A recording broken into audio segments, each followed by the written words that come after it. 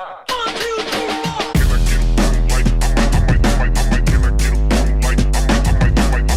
me successful. So, tonight is brought to you by Oscar Hunt and also proudly by Otto. Great drink, just not for pregnant women. So, please don't try it. We're very lucky to have Sam Guo with us. He's a good friend of mine, and I always say he has a lot of titles, including the number one agent in Koloshi, the best agent in the Gold Coast at the moment. But everyone knows you as the nicest guy in real estate. Like whoever you speak to, they say, "Oh, Sam Guo is the nicest guy in real estate." We were talking before. I'm going to get to this because it's not just the thing that about you is it's not always about your story. The sense is that you're defined by everyone else's stories. You've done so much in the Gold Coast. You're a world traveler. What keeps you in real estate? I'm going to start with this because what's the drive that keeps you in real estate? Actually, this month is my 20th year in this industry. So I started October 2005. When I just walked to my car, I thought, Jesus, this actually is 20th year. We did know that. We've got flowers somewhere waiting for you. No, I'm kidding. You've been in Or church.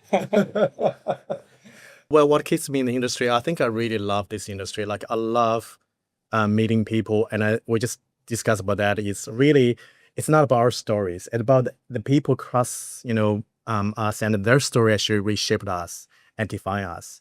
So I really enjoy every time when I go to see a client and sit down with them, not just trying to get the listings and try to get their business, but also get to know them, their stories. And a lot of the people, they have amazing stories, and when you hear that, and a lot of times I get goosebumps, and a lot of times you get inspired, and then they having cancer, for example, still battling with their life, and they do everything they could. I just said to Avi, one of my best friends, and out of all my experiences, and I had this experience with the guy, some of you might have heard of his name, Nick Vujicic, the guy born without limb. Have you guys heard about him? Yeah. So he was one of my clients. I met him at the airport. So after 1 year Erica conference, so when the conference finished, we met at the airport, and I recognized him, so I went to talk to him. And it was so nice. He was the nicest guy. And then so we had a lot of chat about, a lot of things. So I asked him, said, okay, if you could give 3 advices to the young people these days, what would you give to us? And he said, love yourself, dream big, and never give up. And then when we finished, when I said goodbye to each other, right, he had to fly to the States, and I had to fly back to Gold Coast. And he said, do you want my phone number? I said, of course. So he gave me his phone number from the States. So we said goodbye to each other. I went back home, and a few months later, and I received a random phone call. And I picked up the call and said, hello, Sam speaking. Is it Sam? Hey, this is your brother, Nick. I said, which brother? He said, you met at the airport, and the guy born without arms and legs. I said, oh my God, Nick, how are you? He said, I'm so good. I just want to let you know I'm getting married. I was like, oh my God, I'm so happy for you. And he said, well, the next thing is I want to sell my house on the Gold Coast.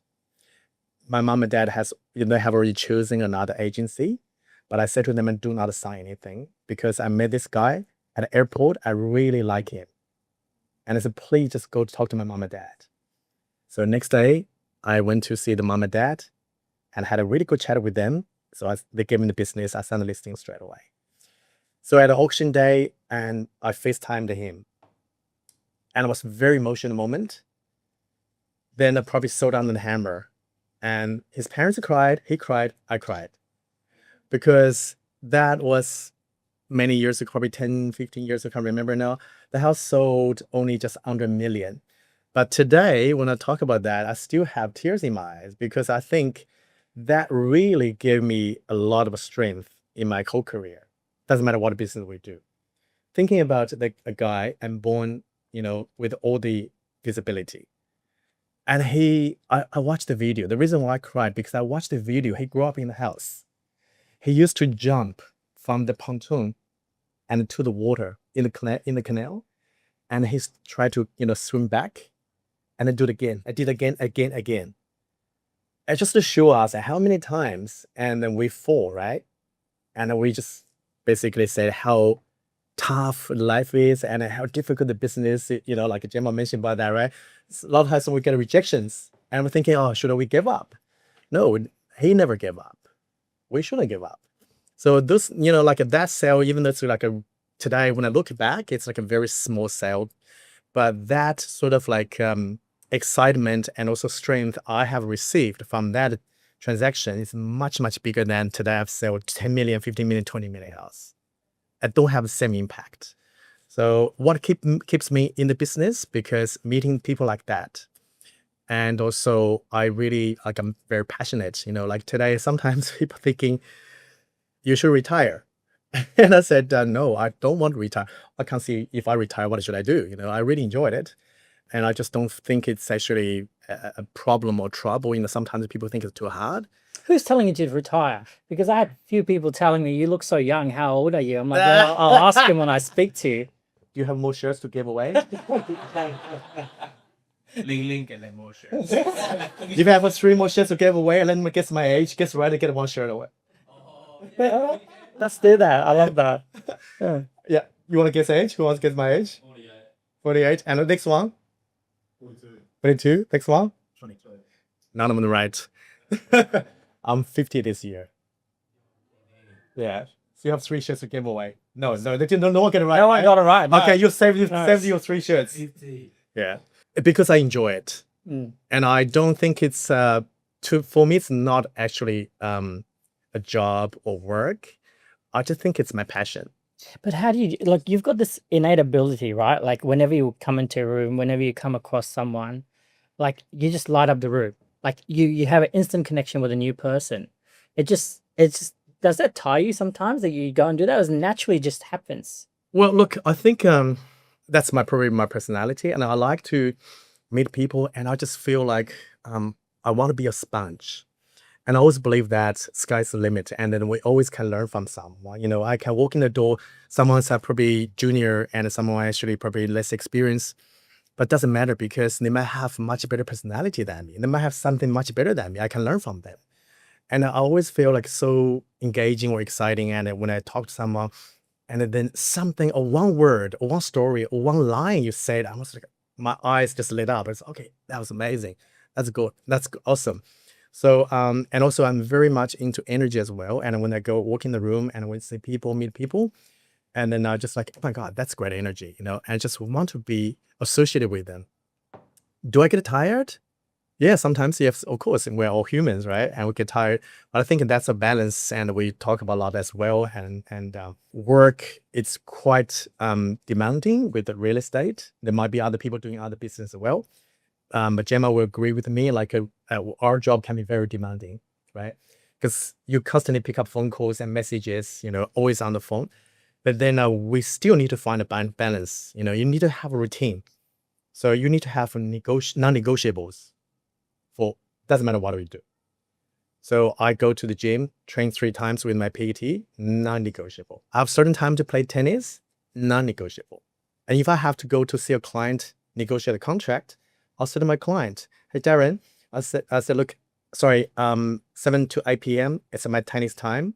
And then I'll come to see you after tennis. Would you mind? People always say, no, don't worry about it.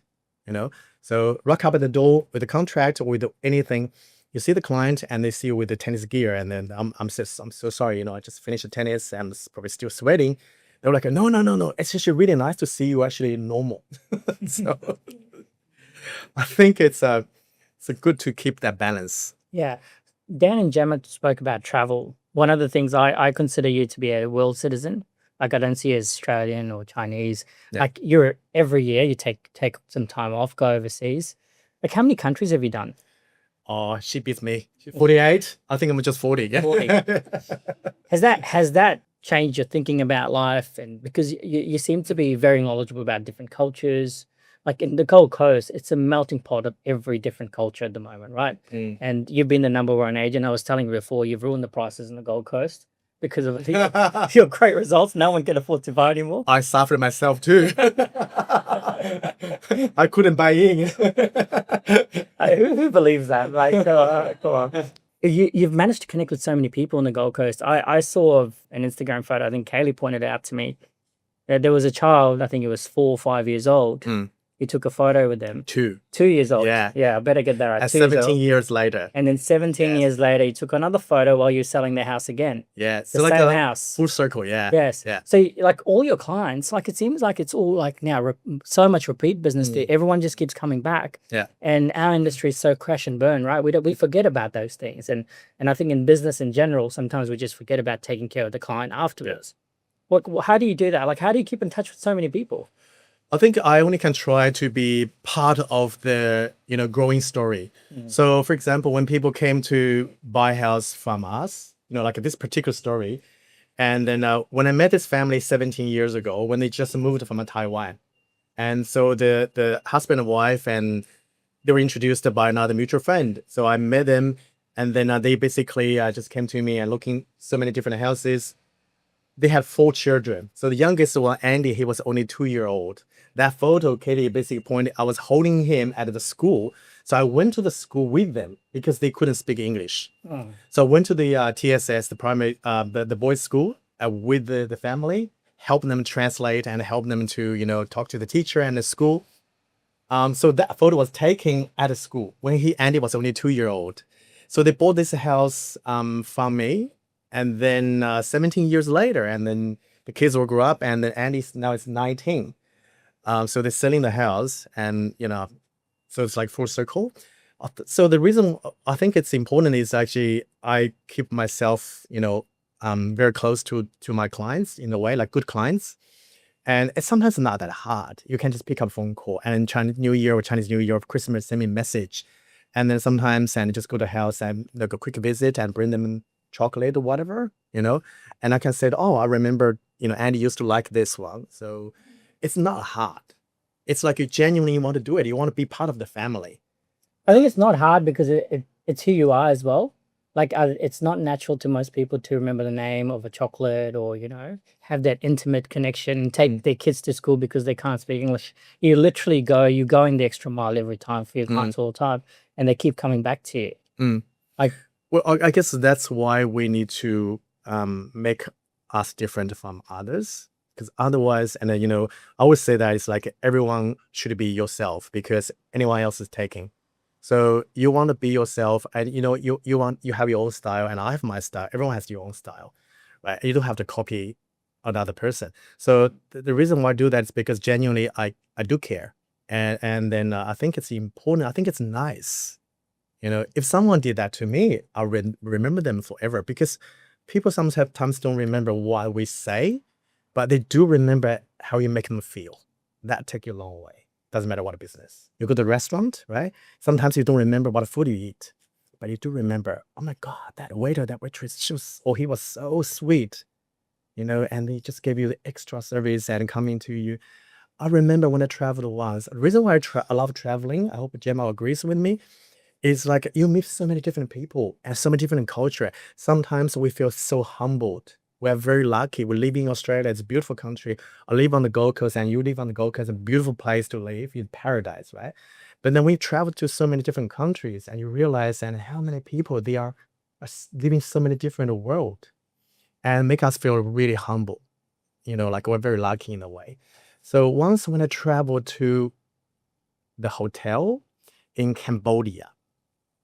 And so what happened was like when I finished my breakfast, I went back by my room, and I saw it was a handwritten note from the housekeeping. Said, Mr. Guo, please enjoy your lovely day. And and then she prepared like a 4 bottle of the water, and because usually only 2, and she gave me 4. So have a nice day, and then put her name down. I'm like, so sweet. So before I left the room, so I left the tips, but then also I handwritten and just said, thank you so much for giving me extra water. And guess what? Next day, I had 8 bottles. Seriously, I had 8 bottles. I'm like, this is so sweet. It just shows you, that's why we're talking about other people's story reshape us and define us. And that just gave me another, like a confirmation to say, if you're nice to people, the universe will come back to you. I want to talk to you a little bit about leadership because you lead a team, and it's hard in real estate for agents to lead teams, and I'm sure in business as well. It's now become harder and harder to have staff lead teams. Your team's been very, very stable. Touch wood, like you treat them well. They've been with you. What? How long has Julia been with you? 16, 17 years, 16, Sally, 16. 15 years. Yeah. It's unheard of, right? In business and real estate, it's unheard of that. How have you done that? Like, how do you look after your people? Because when you talk to them, like we've hanged out with them a few times, and they're just glowing in praise of you, and you're not even around, but they're just glowing in praise of you. Oh, that's nice to hear. Yeah. Give them a pay rise when you get back. Yeah. Take care of them. Yeah, take care of them. Just like think about this. When I'm not around, they will take care of the business. That's why I think you should take care of them like your family. So with Sally, she's turning 70, I think. So every time when I travel and I will come back, I will give her because she loves scarves. She loves scarves, and then she always say when the office lady come to give her praise, "Oh my God, Sally, I love your scarf from Brazil." So she's got 40 scarves. "Oh, Sally, I love your scarf, Paris." Just like so sweet, and it doesn't cost you that much, and but I think you just need to be like really mindful. Like when I travel, when I actually saw it, I thought, "Oh my God, she loves that. She loves that color." I remember she said that she loved that bird. And with the Avenel, the young one, she's 27, 28, just got engaged. Beautiful girl, been with us for 4 years now. So love her to death. So capable. I reckon she's probably the best in the industry, in our office, I reckon. So I said to Koloshi, I said, Michael, I said, last quarter, I said, she should win this P of the quarter, and she did. She did win. So he just tells Michael what he needs and it happens. Like that's the No, because Michael said, yeah, I thought that's fair. I said, look, I said, Avenue is so capable, and with all the workload we have done, the transactions we have done, she handled beautifully. Hardly make any mistake. Can tell you, hardly. I would say probably 0.1%. And then she's got a greatest attitude. So every time you ask her, Av, can I get this done? No problem. She never say no. No problem. Yeah, all good, fine. And sometimes Av, can I get this? And she said, yeah, on your desk. So she knows, So you just treat them really, really well. And she got engaged. And then I basically went to her house. I gave her engagement gift. And also her birthday as well, a lot of things. And she bought a housewarming, and I bought her a housewarming in prison as well. So I think little things. And then when she doesn't feel well, I just go home, work from home. But I know she's gonna work from home. So if you take care of them, they take care of you. I love that. And then talk to me a little bit, because I wanted to get into a little bit about Koloshi and the team, and because we worked together in Ray White. Yeah. And then you left Ray White. You're already the number one agent when you left Ray White. But it seems like, and it's hard for me to say because I'm a Ray White guy, it seems like you left Ray White and then you've just hit another level, right? It's just a new level of Sam Guo that we've never seen before. Like $16 million sales. That was in Sorrento recently. 18. 18, I better get that right. $18 million sales. Like what's happened? Like, is it the leadership you're around? Like what sort of set that off? I think it definitely like the different culture as well. And also Michael himself is a great leader. And it's just like you work along someone like that, it's excellent leader and also still working so hard. So left you have no reason. You just have to work harder, So Michael always said that it's like, it's about mindset. Sometimes like if you believe you are 1 million agent, you are 1 million agent. If you believe you're 10 million agent, you'll be 10 million agent. Yeah. So great leadership, and I think a good culture collaboration. We collaborate a lot with a lot of the agents in the office. The recent post probably just saw, and the 10.3 million Jefferson Lane. So I did that with Troy Doker. Great collaboration. Troy had a buyer, my client. And so we worked together and just like and reached a really great result for the client, and the buyer is very happy as well. And also Again, another ex-Ray White agent. Sorry. Yeah. So I think it doesn't matter where you work. The company is just if we can talk about label, like Oscar Hunt, so you can have Oscar Hunt label it's a clothes, right? And they have a label. So you work for the different companies and it's a label, but it is about not just the label, it's about the inside and about the actually the quality and material. You could be reward agent, you could be Hawkers agent, you could be Cloche agent, but if you are lazy, you're not committed, you don't want to do all the hard yard work, it doesn't matter label. I always say that, and Michael likes that. I said, don't expect you become, number one agent. You just wear the Michael Cloche hat. Because sometimes people just wear the hat thinking, yeah, Michael Cloche. I said, no. It's like if I wear Roger Federer hat, I'm not Roger Federer. Does that make sense? So I just said you need to put a lot of hard work and then always be committed, not interested. Always interested or committed. So you have to be committed. Yeah. Yeah. And that's sort of like this perception of Koloshi is that you're only high end, right? Is that's the brand that you want to create for yourself as well? Is it only high end? And what defines high end? Is it like 2 million, 3 million, 4 million? Yeah, so our average sales probably around 3.5 million. And of course, sometimes you hit the bigger sale and sometimes a little bit lower. So I think that our office try not to sell anything under 1.5 million. Yeah, but they do a lot of big sales. So I can never join. Mindset. Where's my Roger Federer hat now? Mindset, yeah. So if you believe you can sell 10 million, you will. You will. And with your ability, I know you, brother, and you can do it. Yeah, no, I'm okay. I'm okay. I don't need the 10. I'm already. Oh, you got a good business anyway. Thank you. Appreciate that. Now, Sammy, where does the next chapter of your life lead to? Because recent dad, Yes. Yeah. Amazing. Here you go. Yeah. You're so proud. Work-life balance, perfect. But business goals, personal goals, what does it look like for you? Like, what's the next chapter for you? Well, look, I think end of the day, I think probably everyone wants the same thing. You want to have a good family and full of love and laughters. And also you want to have a successful business and to support your family. Now, sometimes not about us, and it's more support about your family and the ones you love, you care.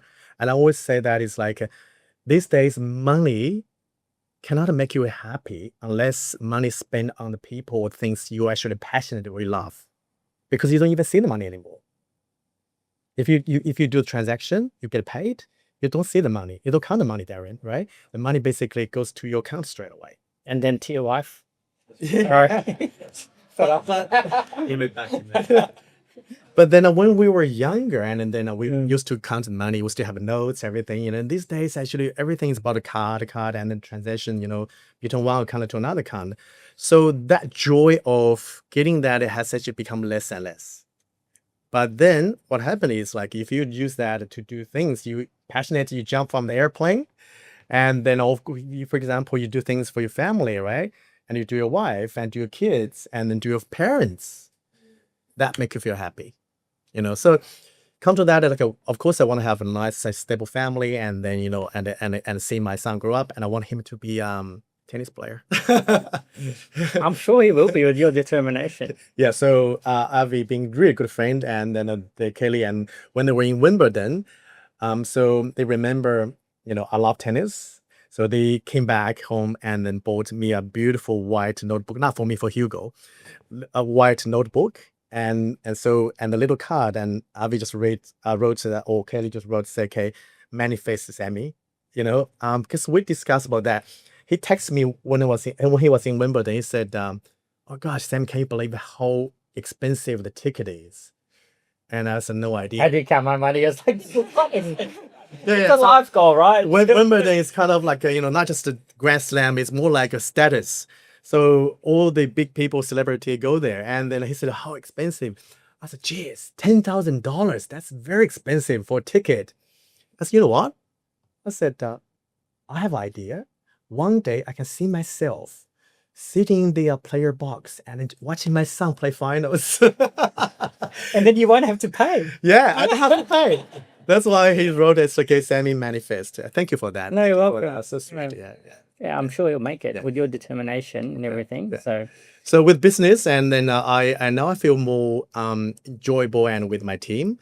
That's the truth is like, when I was with the Red White, of course I won a lot of trophies and then awards, everything. Right now with the Cloche as well.